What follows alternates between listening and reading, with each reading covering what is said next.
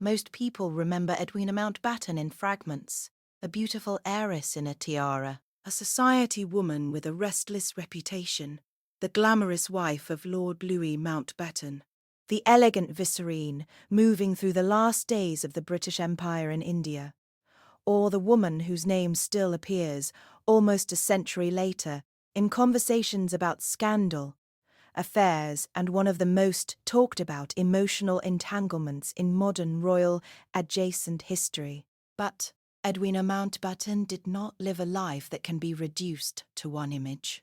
She was never only one thing. That is exactly what makes her story so difficult and so fascinating, because on paper, her life looked almost absurdly fortunate. She was rich beyond imagination, connected to power, admired for her beauty, married into one of the most visible aristocratic circles in Britain.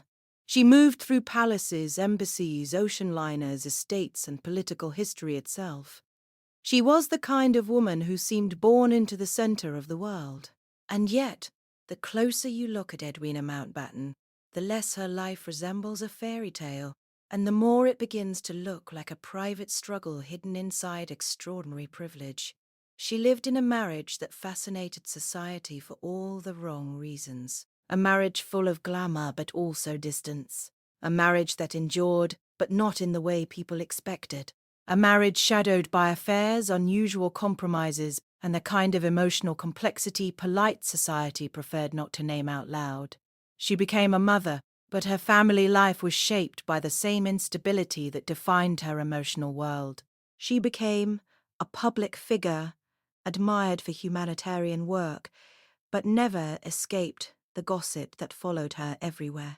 And perhaps most importantly, she became the sort of woman history cannot quite decide how to remember. Was she reckless or compassionate, self-indulgent or deeply committed, a romantic, a socialite, a symbol, a liability, a force? The truth is that she was all of them, often at the same time. That contradiction is the real story, not just the affairs, not just the glamour, not just the marriage, but the collision between image and reality, between duty and appetite, between the role society gave her and the person she kept becoming anyway. Edwina's life was not tragic in the simple sense. It did not collapse in one spectacular moment. It unraveled and reformed over decades, in drawing rooms and hospitals, in marriages and letters, in public ceremonies, and deeply private disappointments. The fallout was not always loud. Sometimes it looked like elegance, sometimes it looked like silence. Sometimes it looked like a family learning how to survive inside a life too public, too complicated, and too emotionally untidy to ever be truly stable. And that is why her story still lingers. Because Edwina Mountbatten feels strangely modern. She lived long before social media. But she understood what it meant to be turned into an image. She lived inside one of the most visible marriages of her world, and yet much of her emotional life happened outside the script that marriage was supposed to follow.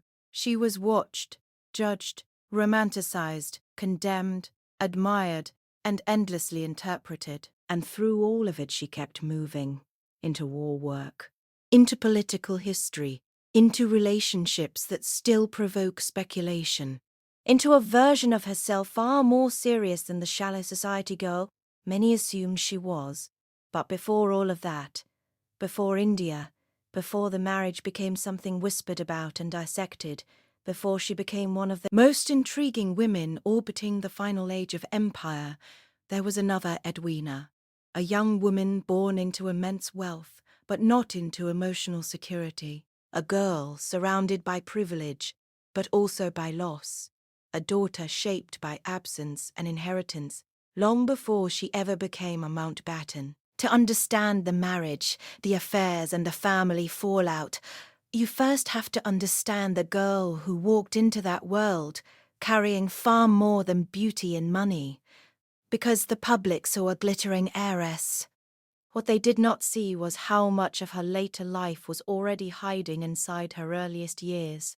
Edwina Cynthia Annette Ashley was born on November 28, 1901, into a world of privilege so vast that it could have passed for protection. From the outside, her childhood looked enviable. She belonged to the uppermost tier of British society, the sort of universe where titles, influence, and money seem to create their own atmosphere. But privilege does not automatically produce stability, and in Edwina's case, it certainly did not produce peace. The emotional shape of her early life mattered more than the grandeur around it, because the child who would later become one of the most talked about women of her era grew up surrounded by luxury, but not by the kind of warmth or steadiness that might have grounded her. Her father was Wilfrid Ashley, later the first Baron Mount Temple, a man of status and public life. Her mother, Amalia Cassel, connected Edwina to one of the great fortunes of the age. Through that line came the immense financial force looming over her childhood. Sir Ernest Cassel, the immensely wealthy financier who moved close to kings and shaped the financial world of his time. Cassel was not simply rich. He was one of those men whose money altered the social geography around him. His influence gave Edwina proximity to a level of power few women of her generation could imagine. But family wealth is not the same as family comfort, and in Edwina's life, those two things were never identical. Her mother died when Edwina was still young, and that loss cast a shadow that money could not soften. Childhood bereavement has a way of quietly reorganizing a person from the inside, especially when it happens in a family already structured more around formality than emotional openness.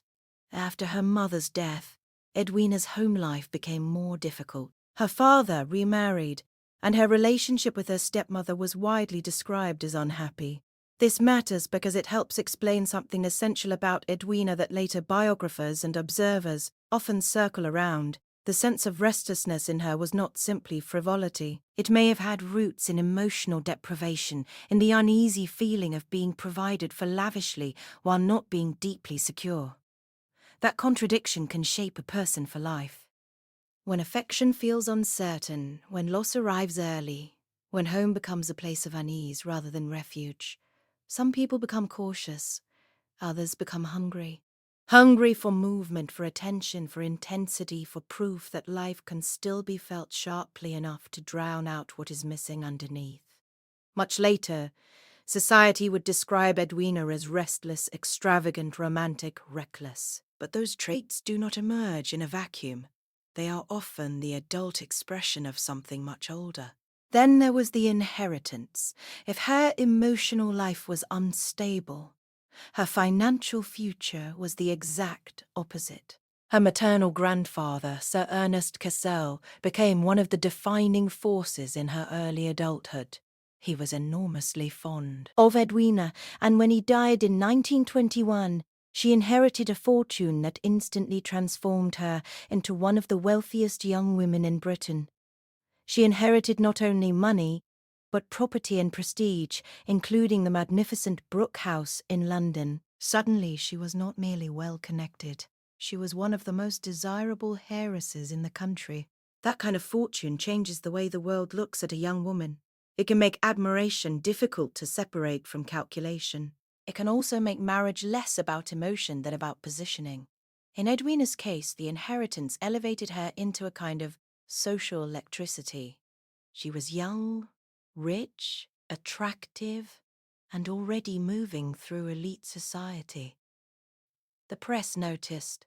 Men noticed. Families noticed. She became the kind of woman people discussed as though she were both person and event. And yet, for all the attention surrounding her, it is difficult not to wonder how alone she may already have felt within it. Because wealth gave Edwina freedom, but it also gave her a role. She became the heiress everyone could imagine, but no one truly knew. In the social world of post-war Britain, women like Edwina were often expected to dazzle first and feel later. They were trained to inhabit glamour more easily than introspection, but glamour is a poor substitute for identity. The more a woman is valued for what she represents, the easier it becomes for everyone around her to ignore the quieter truths that make her human. In Edwina's case, the public saw radiance, style, money, and possibility.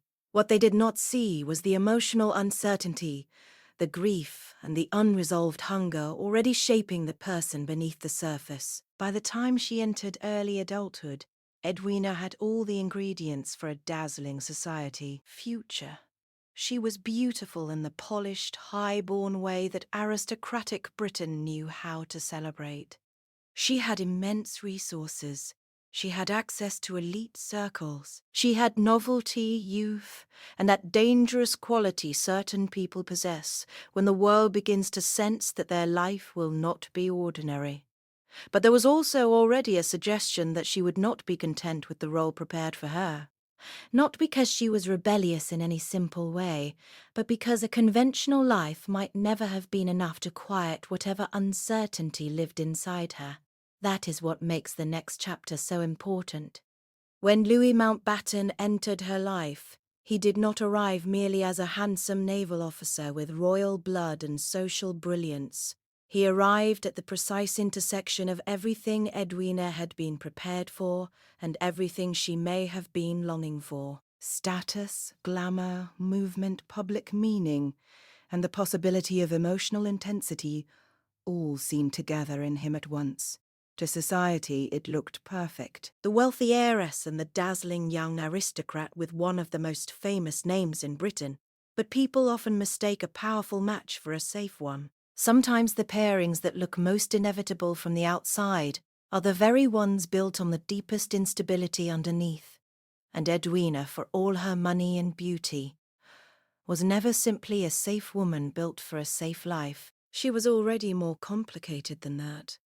Already marked by loss, already shaped by privilege without comfort, already carrying the strange combination of confidence and emotional vulnerability that can make a person magnetic and difficult all at once. Before she ever became a scandal, a viscerine, a symbol of aristocratic modernity, or one half of one of the most unconventional marriages of her era, she was a girl raised in abundance and uncertainty.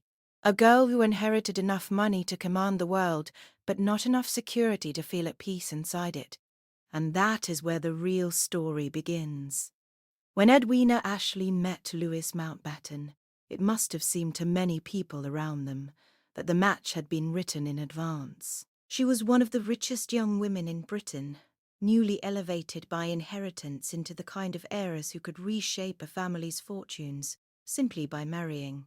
He was handsome, ambitious, royal adjacent, and already moving through the highest social circles with the confidence of a man who believed history had made room for him. He was a great-grandson of Queen Victoria, a rising naval officer, and one of those men whose name alone carried an atmosphere. Together, they looked ideal. Beauty, money, rank, youth, and the glamour of an age still clinging to the old rituals of aristocratic power. From the outside, it was exactly the sort of union that confirmed the social order. But marriages that look perfect in photographs often begin with invisible imbalances. And this one had several. Louis, known to family and friends as Dickie, was charming and intensely driven. He had style, ambition, and instinctive understanding of visibility. He knew how to move through rooms. He knew how to belong near power. He also knew that he was destined, or at least he believed he was destined, for something larger than an ordinary naval career. But for all his status and bloodline, he did not bring substantial wealth into the marriage. Edwina did. In material terms, she was the more powerful one. That fact mattered, even if society was too polite to say it too directly. The marriage offered him money and extraordinary financial ease. It offered her prestige, royal proximity, and a husband whose name gave form and direction to the life expected of a woman like her. Each of them brought something the other needed. That kind of arrangement can be potent. It can also be deeply unstable. They were married on July 18th, 1922, at St. Margaret's, Westminster, in one of the great society weddings of the era. It was attended by royalty. The Prince of Wales served as best man. The event seemed to crown Edwina's transformation from heiress into high aristocratic wife. It was the sort of wedding that made newspapers glow and society feel reassured. A union like this seemed to symbolize continuity. Yet the very scale of the spectacle created its own trap. Once a marriage is blessed so publicly, it becomes almost impossible for the people inside it to admit when private reality begins to depart from public myth. At first, they played their roles beautifully. They were glamorous, visible, and socially irresistible. They travelled. They entertained. They were watched with the fascinated approval reserved for couples who appear to embody everything their class admires in itself. But the early image of them as an effortlessly compatible pair concealed a more complicated truth. Their temperaments were not the same. Their needs were not the same. And the marriage, though durable, does not seem to have been emotionally simple, almost from the beginning. It is difficult to speak about the Mountbattens without falling into the language of gossip, because so much of what surrounded them became gossip. But the larger point is not that both of them had admirers, or that rumours existed. The larger point is that the marriage itself gradually developed into something that did not fit the conventional model polite society claimed to uphold. It endured, but not through exclusivity. It survived, but not by remaining untouched. In time, it appears to have adapted into a union where outside attachments became part of the structure rather than the exception. That does not make it modern in a clean, liberating sense. It makes it more complicated and, in some ways, sadder. Before the scandals, before the whispers hardened into accepted social knowledge, there was the simpler reality of two very visible people trying to build a life together under unusual conditions. Louis had a career that demanded travel, focus, and unrelenting ambition. Edwina had a fortune, social expectations, and a growing restlessness that conventional domestic life may never have satisfied. The glamour of their world disguised how isolating it could be. Marriage in such circles was not just personal, it was performative. It served family, rank, visibility, and often national symbolism in indirect ways. Couple like Edwina and Louis did not merely live together, they represented something. That representation can hold a marriage upright long after intimacy becomes uncertain. Their first daughter, Patricia, was born in 1924. Their second, Pamela, followed in 1929. With children in the picture, the public image of the family grew even more polished. Here was a beautiful young couple with daughters, houses, rank, and a life that seemed to drift between privilege and duty with effortless grace. But children do not experience a family through the public image of it. They experience mood, absence, tension, and emotional weather. And though the Mountbatten household remained outwardly functional, there were already signs that this was not a calm or ordinary domestic world. By the late 1920s and into the 1930s, Edwina's reputation for restlessness had begun to deepen. She travelled often. She lived intensely. She developed friendships and attachments that invited comment. She was not a woman content to disappear into the safe invisibility expected of a well-married aristocratic wife. Part of this was temperamental. Part of it may have been emotional hunger. Part of it was simply that her world rewarded glamour, but did not know what to do with a woman who wanted more than ornamentation. The danger in a marriage like hers was that both partners were too visible, too independent in their own ways, and perhaps too accustomed to admiration to remain contained by one another for long. And Louis was not a passive sufferer in all this. That is one of the most important things to understand. The common temptation is to cast him as the dignified husband, quietly enduring a difficult wife, or to cast her as the wronged woman trying to escape a cold and formal marriage. Neither version is fully convincing. Their union seems to have been far stranger than that. Louis himself is often described by biographers and later observers having his own emotional and romantic complexities. Over time, the marriage appears to have become an arrangement in which conventional fidelity mattered less than loyalty to the structure itself. They remained partners. They remained allied. They remained, in a deep and often puzzling sense, attached. But they did not remain exclusive. That kind of arrangement can seem glamorous from a distance, especially when wrapped in titles, estates, and social charm. It can even be romanticized as sophisticated, mature, or continental. But for most people, and perhaps even for the people living inside it, such arrangements are not elegant solutions so much as ways of managing disappointment. Adaptation is often just the polished name for emotional compromise. The Mountbattens did not explode into scandal and separation. They evolved into a marriage that could survive by ceasing to demand the kind of closeness it might once have promised. There is something revealing in that, because a marriage does not become unconventional for no reason. Usually it means that what was once expected of it could no longer be honestly sustained. Perhaps Edwina's emotional intensity made a stable domestic life impossible. Perhaps Louis's ambitions and personal appetites created distance of their own. Perhaps the match had always contained too much transaction, too much symbolism, and too little emotional security to remain simple. Whatever the cause, the marriage slowly took on a reputation for being unusual, not because it failed, but because it endured on terms most people could not admit aloud. For their daughters, this created an atmosphere that would later be remembered with grace, but almost certainly contained private confusion. Children do not need explicit explanations to understand that their parents' marriage is not like other people's. They sense it in absences, in changes of tone, in loyalties that feel rearranged but never discussed. In aristocratic and elite families, these things are often absorbed into manners. Adults do not confess chaos, they refine it. They package it as understanding, sophistication, or private complexity. But children still live inside the emotional consequences.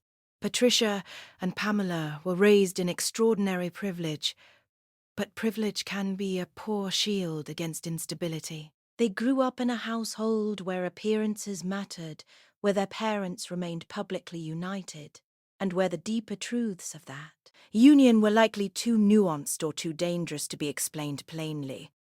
The fallout from such a marriage is often not one dramatic revelation. It is the quieter burden of normalization. The child learns that what would shake another family must simply be accepted in this one. The child learns how to be elegant around instability. The child learns, very early, that silence can be a form of family service. That is why the Mountbatten marriage is so interesting. Not because it was scandalous in the ordinary sense, but because it seems to have generated its own emotional language, one built on tolerance, performance, adaptation, and selective honesty. Edwina and Louis did not destroy one another publicly. They did something more enduring and harder to pass. They remained together while slowly redrawing what togetherness meant. They maintained the architecture of family life, while allowing its internal rules to shift in ways most couples of their class would never have admitted. It was not a conventional success, but neither was it a clean failure. It was a durable uncertainty, and inside that uncertainty, Edwina herself remained difficult to stabilize. She could be generous, magnetic, witty, and warm. She could also be impulsive, emotionally hungry, and impossible to contain within the expectations of her role. The society that admired her beauty and money was far less comfortable with her need for movement and intensity.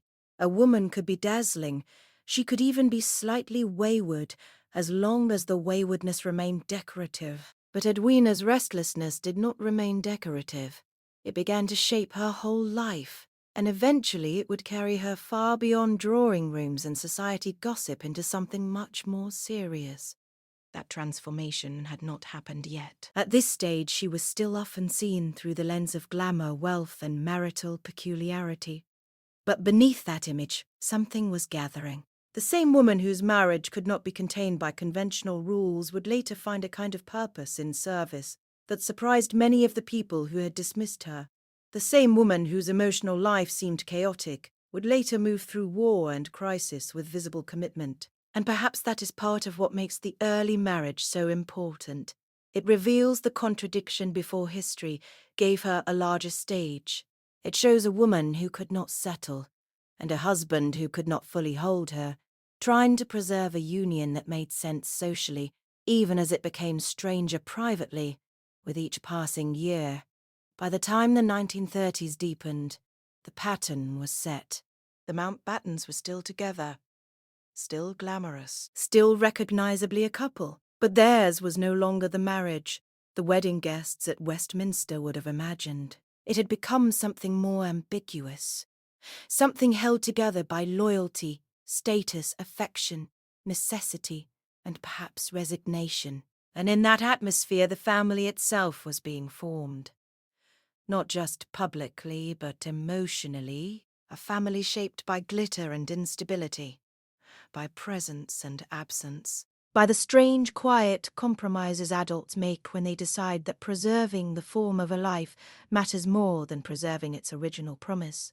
By the 1930s, Edwina Mountbatten had become the kind of woman society could not stop talking about, even when it pretended to disapprove. She was rich, beautiful, restless, and impossible to ignore. She moved through London, Paris, yachts, country houses, and elite circles with the ease of someone born into privilege, but also with the instability of someone who never seemed fully at peace inside it. People around her noticed the glamour first. The jewels, the parties, the voyages, the lovers, rumoured or real. But beneath that glitter was something far less flattering and far more human. A woman who appeared to be searching constantly for intensity strong enough to quiet whatever dissatisfaction she carried inside her. That search shaped the next stage of her marriage. By then, the Mountbattens were no longer simply a golden couple. They were a couple whose arrangement had begun to acquire its own social mythology. It was understood, at least in certain circles, that this was not a conventional union. Both Edwina and Louis had attachments outside the marriage. Both moved through a world where discretion mattered more than innocence. And both seemed to have accepted, either reluctantly or practically, that the marriage would survive not by remaining exclusive, but by becoming flexible in ways that most people would never publicly acknowledge. This kind of aristocratic flexibility is often misunderstood. It can sound glamorous, even liberating, when reduced to anecdote, an open-minded pair, a sophisticated understanding, a modern arrangement before its time. But most of the time, such arrangements are not born from confidence. They are born from damage, resignation, imbalance, or the slow recognition that whatever ideal once existed cannot survive contact with the people living inside it. Couple does not usually drift into emotional permissiveness because everything is working beautifully. They do it because something has already broken. An adaptation is the only way to keep the structure standing. That seems to have been true of the Mountbattens. Their marriage did not collapse. It mutated. It found a way to continue, but continuation is not the same thing as harmony. The deeper truth of such marriages is that they often ask each person to sacrifice certainty in exchange for endurance.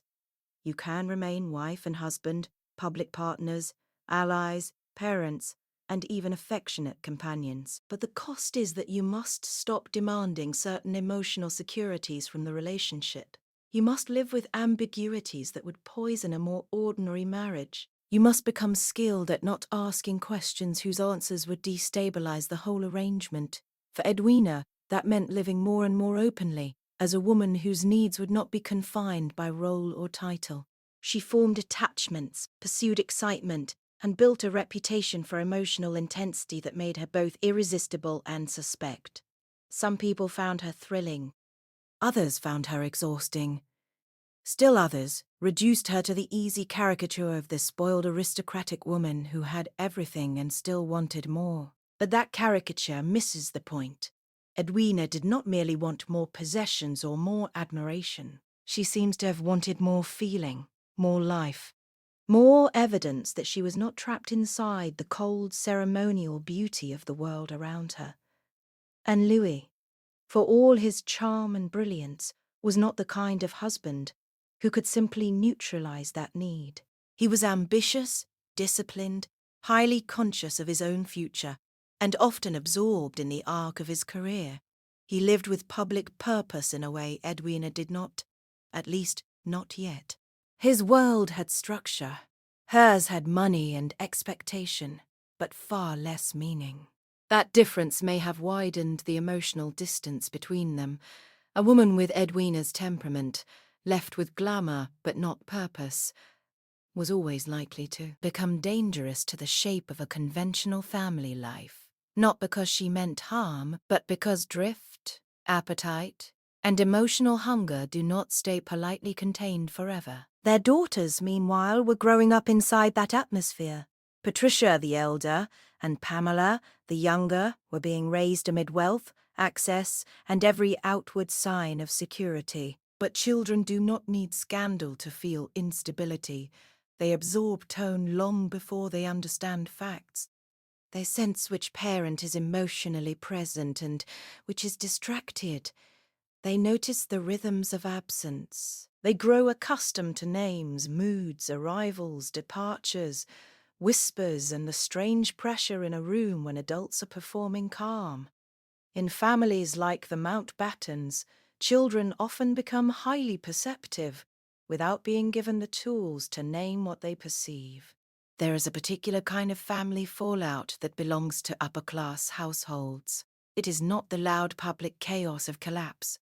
It is the quieter burden of elegance under pressure. The children learn that adults may live in emotional contradiction, but still expect composure. They learn that appearances are part of duty. They learn to smile through irregularity. They learn, above all, that public dignity matters, even when private life becomes difficult to interpret. In such homes, instability is not denied. It is upholstered.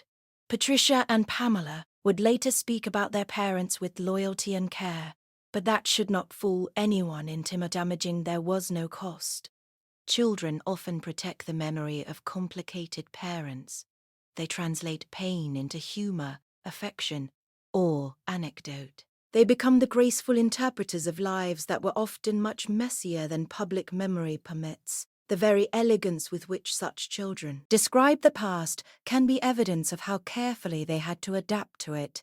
For Edwina, motherhood existed alongside all the contradictions that defined her. She was not a woman who withdrew into maternal invisibility.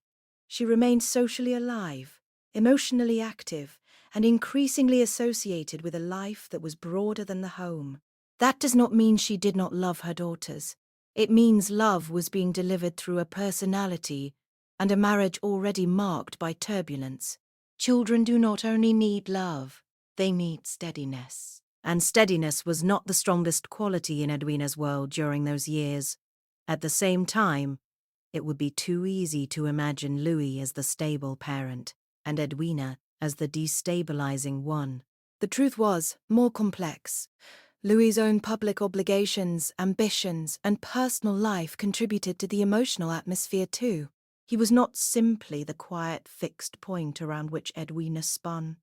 He was also part of the unusual chemistry of the marriage, part of the set of compromises that made the household what it was. If their daughters grew up in a family defined by adaptation, it was because both parents were asking that adaptation of them. This is what makes the phrase family fallout so important. Fallout does not always mean rupture. It can mean residue. The emotional residue left behind when a marriage becomes more complicated than its public form. The residue left in children who learn too early how much can be hidden beneath polish. The residue left in memory when a mother becomes a subject of gossip and a father becomes an emblem of public service, and the children are left to carry both versions into adulthood. And yet, even in this period of social glitter and private complexity, something was beginning to change in Edwina. The woman society saw as frivolous was not static. That is one of the great mistakes people made about her. They assumed the heiress, the beauty, the scandal-prone wife was all there was. But underneath the wasteful glamour of the interwar years, Edwina was moving toward a transformation neither she nor those around her may have fully anticipated. The same restlessness that made society life feel dangerous in her hands would, under different conditions, become energy. The same hunger that had scattered itself through parties, travel, and emotional attachments would eventually find purpose. War would do that to many people. It would strip ornament from entire classes and force those who had lived beautifully to ask whether beauty alone was enough. For Edwina, the war years did not erase her past. They did something more interesting. They gave her another identity to place beside it, one that would complicate every easy judgment people had made about her, one that would allow her, for the first time perhaps, to be taken seriously in a way her earlier life had never invited. But before that transformation fully took hold, there remained the long shadow of the pre-war marriage and household. The years of glitter had not been empty. They had formed habits, emotional patterns, and family dynamics that would not disappear simply because the world itself was changing. Edwina entered the war not as a blank slate, but as a woman already shaped by privilege, dissatisfaction, nonconformity, and a marriage whose rules had been rewritten in private. The daughters entered it too, carrying the early lessons of a family where love and instability had learned to coexist. And perhaps that is the deepest truth about these years. They were not merely decadent or scandalous. They were formative. They established the emotional logic of the Mountbatten household, a logic built on adaptation, visibility, and controlled ambiguity. A logic in which the marriage survived by ceasing to demand normality. A logic in which the children learned grace before certainty. A logic in which Edwina kept reaching outward, not because she had not been given enough, but because what she had been given was not the same as fulfillment.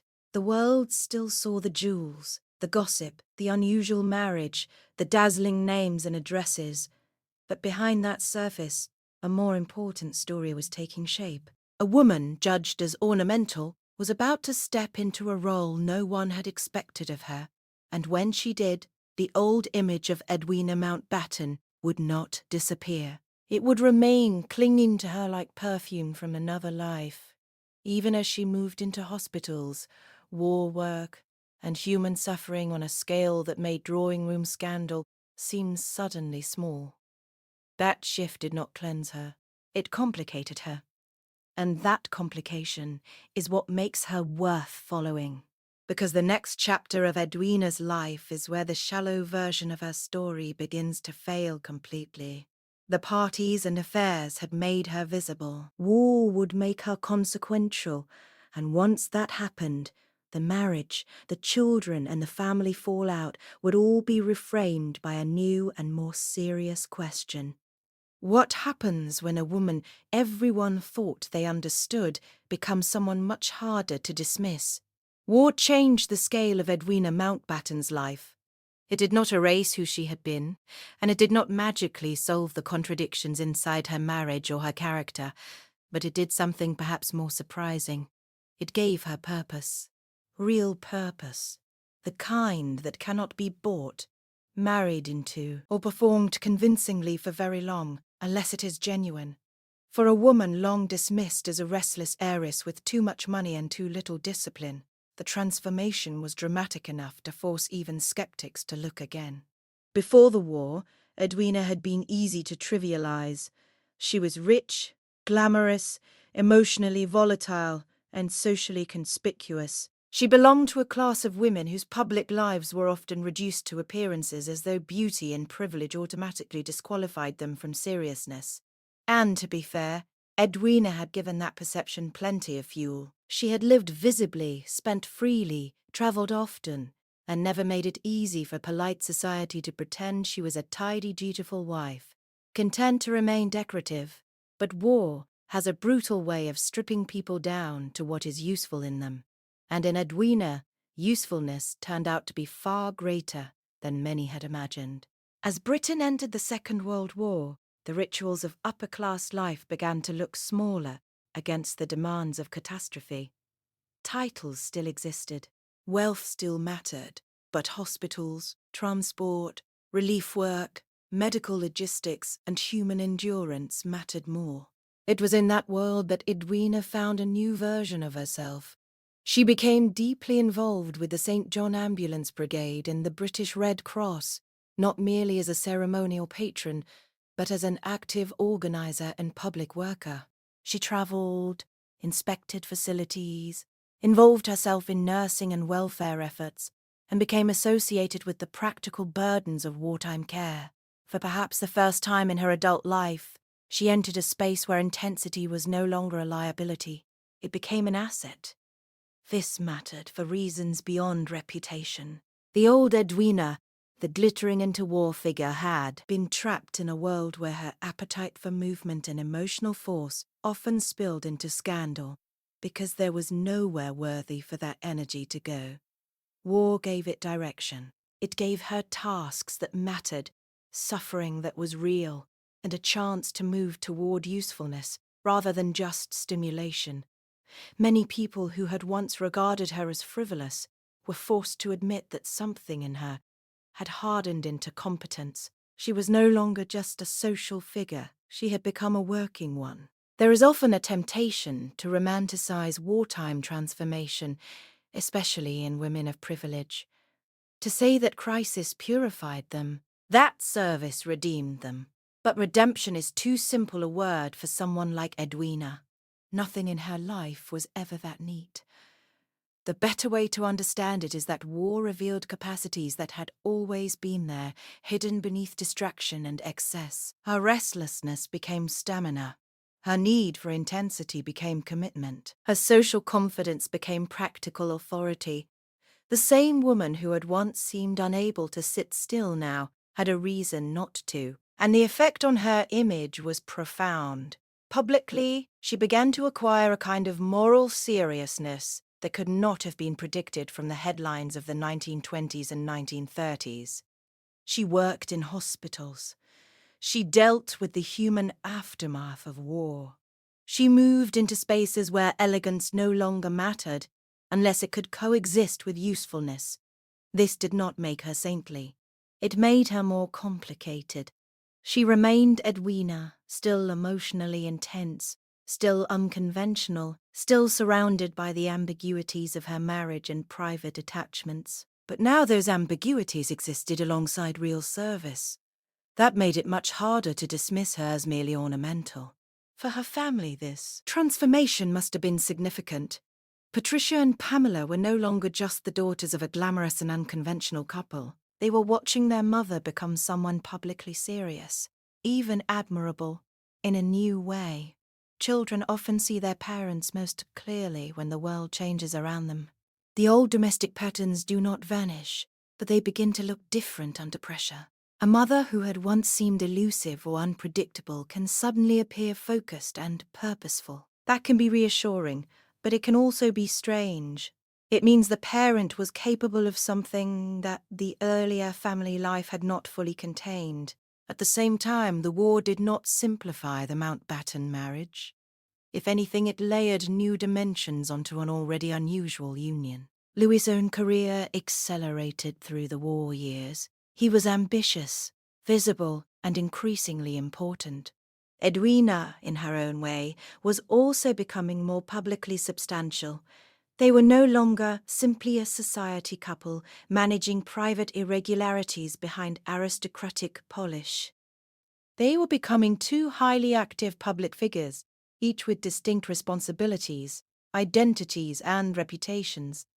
That gave the marriage more external weight, but it did not necessarily bring the two of them closer in the ordinary marital sense. In fact, one of the strange ironies of their relationship is that the more meaningful each became in public life, the less necessary it may have been for the marriage to behave like a conventional marriage behind closed doors. They had already adapted the terms of their union during the interwar years. War and service may have made that adaptation easier to sustain. When both partners are occupied by missions larger than domestic intimacy, the marriage can survive through alliance, shared purpose, mutual recognition, and loyalty to form, even when exclusivity no longer defines it. In the Mountbatten case, the marriage seems to have become less about romantic containment and more about maintaining a powerful joint structure. And yet there is something quietly sad in that, because public usefulness can sometimes stabilize a person without healing them. Edwina's wartime work gave her dignity and direction, but it did not rewrite the emotional architecture of her life. She was still a woman shaped by early loss, by hunger for intensity, by a marriage that had become elastic rather than secure. Service gave her a place to pour herself into. It did not necessarily make her inwardly calm. That matters because people often divide Edwina into two women, the pre-war heiress and the wartime humanitarian, the reckless beauty and the serious worker. But real lives do not break cleanly into chapters like that. The same woman moved through both worlds. The one made the other possible in ways people might not like to admit. Her hunger for feeling, her inability to settle, her refusal to become merely decorative, all of that helped create both the scandalous Edwina and the purposeful one. War did not replace her nature, it redirected it. And the redirection went even further after the war. By then, Edwina had earned honours for her service and acquired a public authority she had not possessed before. She was no longer only discussed as a wife or heiress. She was a woman in her own right, with experience, visibility, and a serious record of humanitarian work. This transformation set the stage for the most consequential chapter of her life, because it meant that when Louis Mountbatten was appointed Viceroy of India in 1947, Edwina would not arrive there merely as an elegant appendage to his office. She would arrive as someone capable of acting, moving, and being taken seriously in her own sphere. That distinction matters enormously. The transfer of power in India was not a ceremonial sunset for empire. It was one of the most chaotic, painful, and violent political transitions of the 20th century. Partition would produce mass displacement, communal slaughter, and human suffering on a staggering scale. In that setting, Edwina's earlier transformation from socialite to relief worker suddenly became historically significant. She was entering the greatest crisis of her public life, already changed by war, already seasoned by service, already more formidable than the old caricature of her would have allowed. And with India came the relationship that would define her historical afterlife more than any other: Jawaharlal Nehru. Even now, decades later, their connection remains one of those subjects that refuses to settle into a single, accepted form. Was it an affair, a profound friendship, a love story, an emotional dependency, or some combination of all of them? The question has lingered because the bond itself was clearly real, clearly important, and clearly intense enough to outlive gossip. But to understand why it mattered so much, you have to understand who Edwina had become by the time she met him in that world. She was no longer just the dazzling woman who had once drifted through yachts and scandals. She was battle-tested in her own way. She had worked through wartime suffering. She had found a use for her energy. She had become someone who could move among the injured, the displaced, and the politically powerful without seeming out of place in any of those settings. That made her dangerous to simple narratives. She could still be romanticized as glamorous, but now she also had gravity. She could still attract scandal, but now the scandal attached itself to a woman whose seriousness made her harder to dismiss. Perhaps that is part of why the Nehru connection carried such force. Had it involved only a bored society beauty, it might have remained one more aristocratic indiscretion. But by the late 1940s, Edwina was something else entirely. A woman who had moved from privilege into service, from drawing rooms into hospitals, from ornamental status into actual public action. If she formed a profound attachment in India, it would not feel trivial.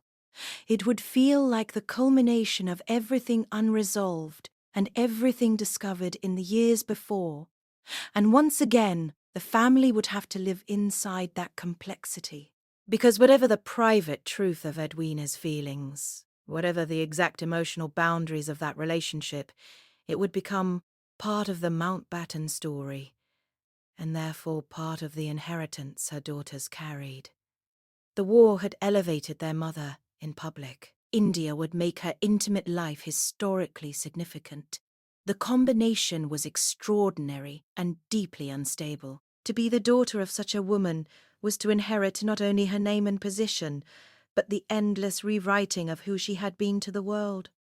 Still, before India fully arrived, there was a brief moment in which the wartime version of Edwina stood on its own. A moment when the old labels no longer quite fit, but the new controversies had not yet consumed her. In that space, she appears almost as the woman she might have been all along, had life given her purpose earlier. Not peaceful, not simple, certainly not conventional, but purposeful, useful, focused. A woman whose appetite for life had at last found work equal to it. That is why the war years are so essential to understanding her. Without them, Edwina remains a shallow story. With them, she becomes a paradox worthy of history. The spoiled heiress becomes the committed worker. The socially wayward wife becomes a figure of humanitarian seriousness. The woman once judged for wanting too much becomes the woman capable of doing much. And because of that transformation, the next chapter of her life would unfold on a scale far beyond society scandal. It would unfold in the blood and upheaval of partition, in the end of empire, and in a relationship that would leave behind letters, rumours, and a shadow no one has ever fully managed to separate from the story of her marriage.